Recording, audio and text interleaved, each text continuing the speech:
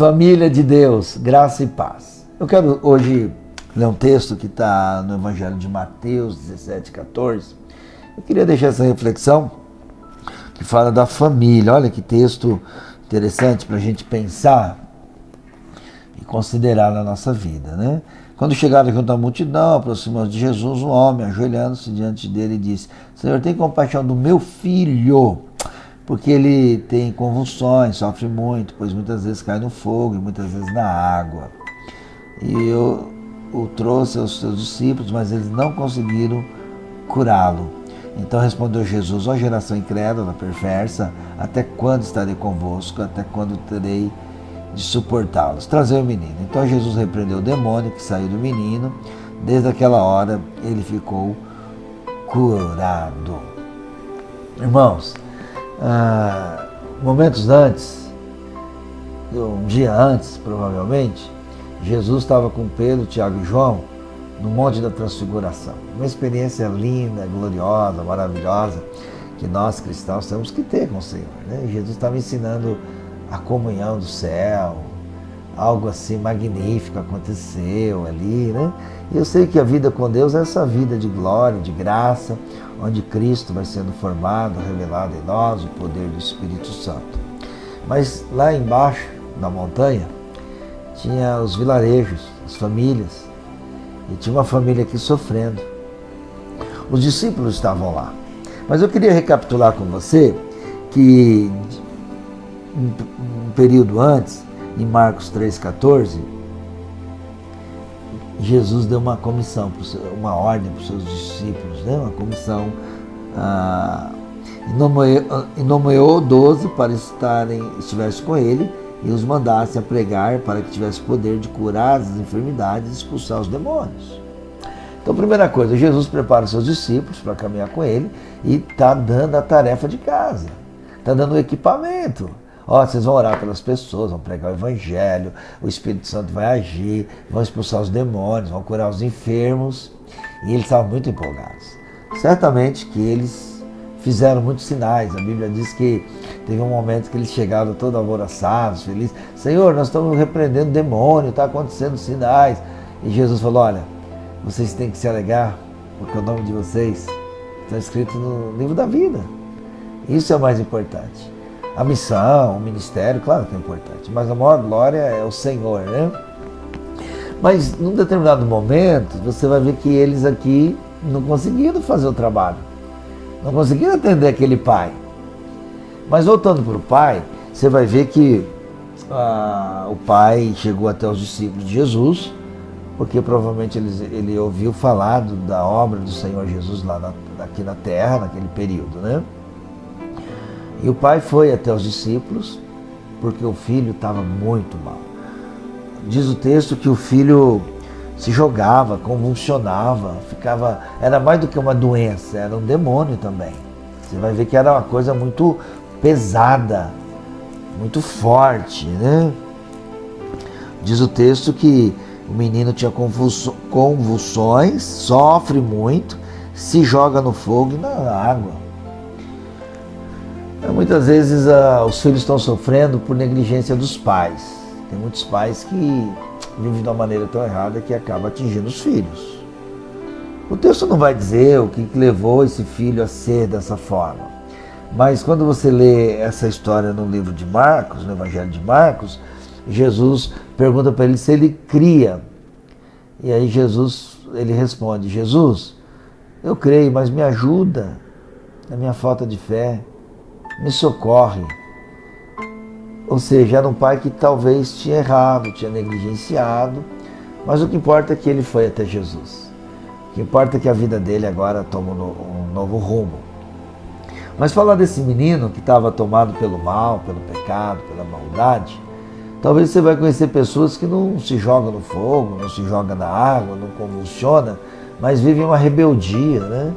Vive uma crise familiar, um desrespeito, uma confusão, não obedece pai, não obedece mãe.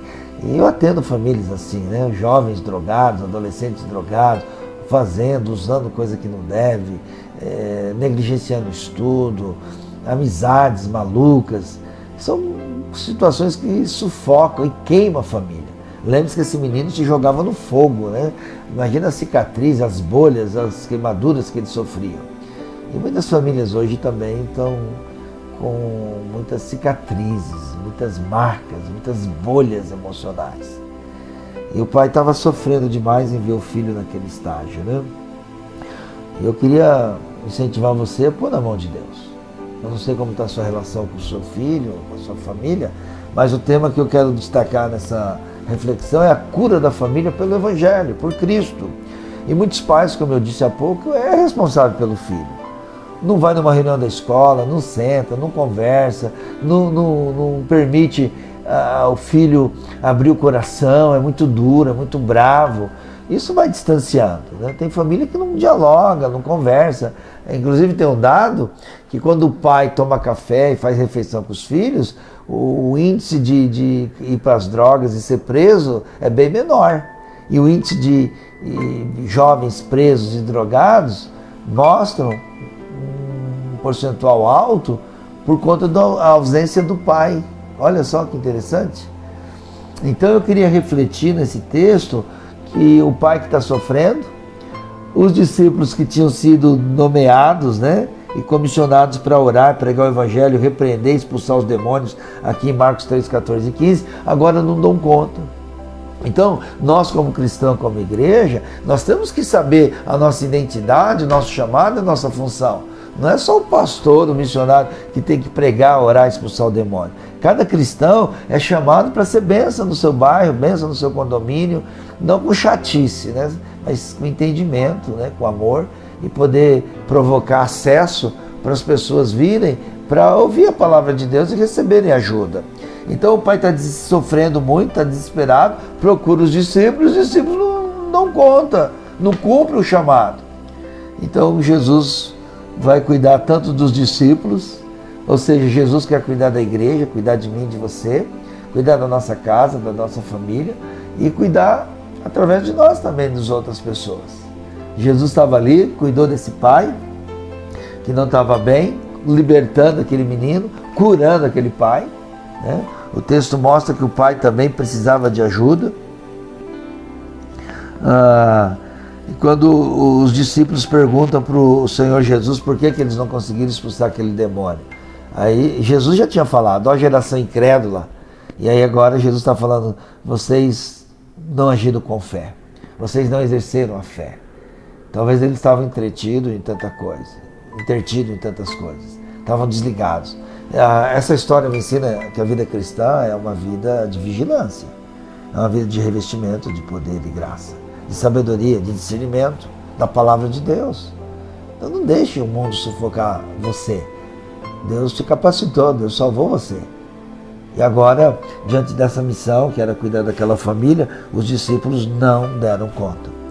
E ainda bem que aquele pai não desistiu. Ele viu os discípulos falhando e ele foi até Jesus. Jesus está acima de todos nós. Que bom, para a gente não desanimar. Mas a lição que eu quero deixar é que Deus se interessa pela família, a igreja, o cristão que nasceu de novo, que ama o Senhor, ele é chamado para ser resposta de Deus para as famílias. E você está pronto? Você está preparado? Você se interessa pelo aquele que está sofrendo? Claro que Deus usa os médicos, os remédios, mas Deus usa a oração, usa a palavra, usa a fé, usa o amor da igreja, usa o teu amor, usa o seu tempo para acolher alguém que não está bem. Então, que Deus nos ajude a ser uma igreja que acolhe, que serve e que liberta essas pessoas desse naufrágio. A Bíblia diz aqui, o texto, que ele se jogava nas águas, estava se afogando. E no sentido do metafórico, as pessoas estão se afogando no pecado, no lamaçal, no mundo, no vício. Diz o texto que ele se lançava no fogo. E essa sociedade, ela queima, ela lesa, ela machuca, ela traz dor para as pessoas. E o Evangelho, o amor de Deus. E a igreja tem que trazer amor, tem que trazer alívio, né? Então Jesus cuidou daquele povo, Jesus chamou de geração incrédula e perversa, mas Jesus também concedeu fé, concedeu despertamento, né? A versão de Marcos diz que Jesus entregou o filho para aquele pai. O pai falou, Senhor, nos ajude. Não só o filho precisava de ajuda, mas o pai também. Alguma coisa está acontecendo na família, o pai, a mãe, os filhos, todo mundo sofre.